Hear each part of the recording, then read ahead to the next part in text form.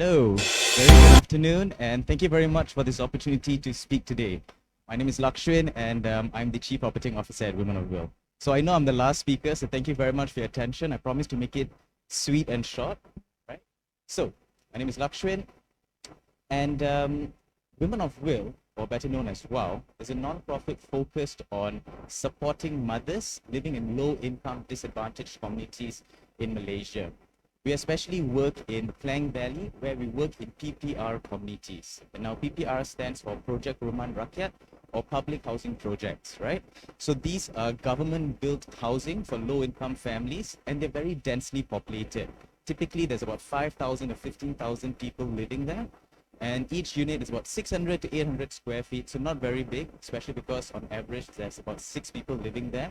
So things like personal space is an issue for the families living there. In addition to that, many of these communities lack other social support services and facilities, such as common areas for community members to engage one another, share ideas in a safe way, especially, in addition to that, as well as playing areas for children, activity centers for the elderly, and things like childcare services for mothers, so that they've got time to support themselves, develop their skills, and develop their businesses, right? So what does Women of Will do? We work with these communities to empower the women entrepreneurs there. And these are micro entrepreneurs that run small home-based businesses. So the very first thing that we do is to look to engage a local stakeholder, which is the Persatuan Penduduk, or the Residents Association. Why? Because in these PPR communities, they are the main stakeholders that engage everybody, right? So we work together with them, we identify women entrepreneurs that are very serious about running their business, and we give them 3 key resources. The first is training on entrepreneurship topics like digital marketing, financial literacy. We also give them training on product development skills, baking skills, cooking skills, so that they can improve the quality and value of their products. The second thing that we provide these entrepreneurs is coaching. And this is very personalized mentorship where they have support to actually discuss their business plan, look at what are their cost driver, revenue drivers, set long-term targets, and also develop a strategy for them to grow their business. And the third thing that we provide these women entrepreneurs is interest-free business capital, so that they've got some funds to purchase machinery and materials to grow their businesses, right? And by giving them these 3 key resources, we've seen that on average, after 1 year of being in our program, these entrepreneurs see a 30% increase in their income, and their business sustainability increases up to 96%, right? So very sustainable. Now, when we first started our program, we thought, okay, great, right? Support women entrepreneurs, they grow their business, end of story. But we very quickly realized that the only way to help women entrepreneurs become truly sustainable is to build a support system around them in their community. This is extremely important because, as any entrepreneur would know, when you start a business and you're growing a business, you're going to face many challenges, and you need a support system to handle these challenges. Which is why a main component of our program is not just focused on entrepreneurship, but focused on developing the sustainability of a community that we are in by developing women community leaders. And the way we do this is, after developing women entrepreneurs, giving them capital and all that, and the business comes to a point where they're making more money, they tend to have more time. More time is great because they have time to take care of themselves, their family, their children, and now they also have time to play a role in supporting their communities. So we identify a few of these women who are natural leaders. Sometimes they are also the women that introduces the community and identify other participants. We give them training and coaching on leadership skills and project management skills. And we also work with them to do a community needs assessment in their community, so that we've got data on what are the needs in their community. We then give them access to funds so that they can actually implement projects to address those needs. And in doing so, we build their confidence and their experience in managing projects and addressing social needs, right?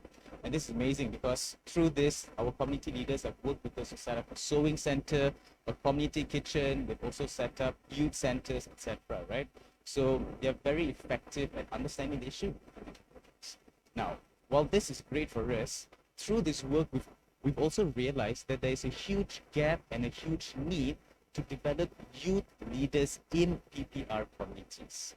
And this is extremely important, and really this is my objective of my talk today, right? To help raise the awareness of why developing youth leaders is extremely important, especially in low-income communities such as PPR communities. By developing youth leaders, you would have youths who are facing issues that other youths are facing and would have access to their peers. These youths would be able to discuss issues, right? Come up with solutions, and then work with stakeholders such as non-profits, government agencies, corporate organizations to improve the effectiveness of initiatives that are aimed at supporting youths, because they are the ones facing the problem. They know exactly what's going to happen, right? If you put this initiative, they know what are the small issues that people outside the community might not be aware of. And we know this works because there are actually a lot of very, very effective, impressive youth leaders in PPR communities already. And these youth leaders work with NGOs to do things such as developing a kompang band for smaller children, because they say, hey, there's a lot of small kids in our communities and they like playing the kompang, right? So why don't we set up a band for them? They can go perform for corporate organizations, earn some money from them as well. They've also done other things such as set up a youth center. Some of them, this is an idea that I really like. They work with the non-profit to set up an IT center so that the other youths in their community have access to IT and computer, right? But they said instead of asking the youths to pay money to use the IT center, why don't we get them to pay for the IT center using recycled items? So they would collect trash like plastic water bottles from the community and then bring that over to the IT center and use that to pay for their time to use a computer. Because for them, it's like, listen, we've got a dirty community, there's a lot of trash around, so why don't we get the youth to pick up the trash and go to the IT center, right? Kill two birds with one stone. So initiatives like this is really the result of taking time to develop youth leaders, right? Now, the challenge in developing youth leaders is it's not very easy. We recently did a project with engaging youths, and it's very hard to get in touch with them. And this is mainly because youths living in PPR communities frequently face a lot of challenges. Just imagine for a second, right? You're a young person living at home. You're sharing your room with 2-3 other people, so you don't have a lot of personal space. There's no space for you to have a private conversation. Maybe you're going through something, you want to share something with a friend, you want to have a personal conversation. There's just no space. There'll be people walking behind you, and there's just no space for you to have your own feelings and thoughts, right? In addition to that, both your parents are usually very busy working. You spend about 12 to 16 hours a day running a business, earning an income to put food on the table for you and your siblings. So you as a youth, you don't have this personal space, and you feel that pressure that you need to step up and start helping your parents take care of your younger siblings and your family, right? So you can't really focus on what do I like to do, what do I want to do. Instead, you're focused on, okay, what do I need to do to start supporting my family? And because of this lack of personal space, what we've also seen is many teens being forced to spend their time outside of home. And typically this leads them into entering things like gangs and such, because they don't have a sense of belonging anywhere else. But when you join a gang, right, sometimes you get that sense of belonging. You have friends that speak to you. Sometimes gangs also give you opportunities to generate income. So I just want to touch on that because we see a lot of gangsterism issues in communities, mainly because of these issues. Now, those are the challenges that youths face, right? Another challenge faced by youths in these communities is accessing the existing youth leadership programs that are already there, right? For example, a program like YCLE, which I was very fortunate enough to be part of, great program, builds your leadership skills, project management skills, exposes you to SDGs and what you can do for your community. Only problem here is that it is not accessible for these youths, right? It's difficult for them to participate in these programs because they don't already have the required technical skills to apply for this. More importantly, they don't have the time to apply for this, because whatever time they have, they should take that time, or rather they feel they should take the time to support their parents in earning an income, or to take care of the younger brothers and sisters so that their parents can focus more on the business, right? They also don't have simple funds like paying for transport or accommodation to attend programs like this. So these are just some of the examples of barriers that youths in PPR communities face in accessing these opportunities.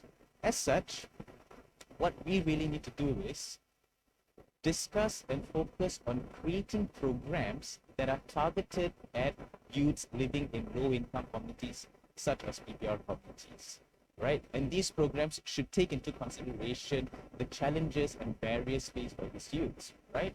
So, for example, implementing the program in the community itself, right? So that the youths don't have to leave the community, so that the youths' parents aren't too concerned about where their children are going, right? You tell me I'm going to take your kid to Johor or Penang or somewhere like that, I'm going to be a bit concerned, right? Mainly because my kid's going to travel far, not sure if it's under the form, don't know what the cost is involved, right? Secondly, doing programs that leverage on the strengths of these youths, right? These youths are amazing. Many times they're not very good at being in school, right? Only because they're so active and they're very hands-on, right? They help their parents by learning skills, running the business. So they learn very practically. They learn by doing stuff, right? So programs should be designed to leverage on this, give the youths more opportunities to practice skills and learn from them, right? And thirdly, it should also give youth access to funds so that they don't just learn about stuff, but they actually have opportunity to implement projects and build their project management skills, right? And this is important because it builds their confidence. So that in the future, they're like, okay, I can work with this NGO to do a food distribution program because they know they've done it before. But also more importantly, because it improves their employability in the future. When you're an employer and you've got a sea of candidates that you want to hire, a candidate who's got experience implementing projects, taking ownership of that is more favorable to you, right? And also it supports them in growing their own business if that's what they choose. So honestly, we've seen the impact of what developing youth can do, right? Very effective programs. We know what the challenges. In summary, communities, disadvantaged communities in Klang Valley, especially PPR communities, they have community members that have the potential and the willingness to learn and develop their skills to develop their communities. And this, for me, is the most crucial key, because when you develop community members and turn them into leaders that are able to understand the needs of their community, mobilize their peers to address these problems, you create a sustainable community. A community that does not need to wait for external support, external stakeholders to come in and develop themselves, but knows what they need to do, knows who they need to engage, and can support themselves. Thank you.